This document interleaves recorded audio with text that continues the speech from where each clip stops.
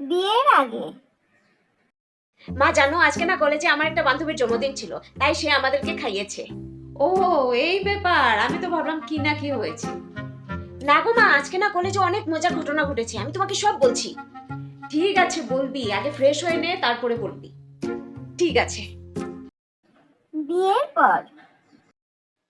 কি রে মা, আমাদের কিছু খবর না দিয়ে হঠাৎ করে শ্বশুরবাড়ি থেকে চলে এলি?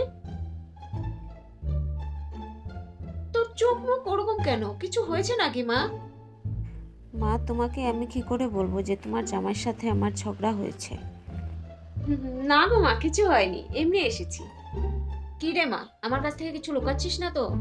মা, তুমি তো আমাকে চেনো, আমি আজ পর্যন্ত তোমার কাছ থেকে কিছু লুকিয়েছি? ও, হুম। এই আমার বরটার জন্য আজ আমার মাকে মিথ্যে বলতে হলো।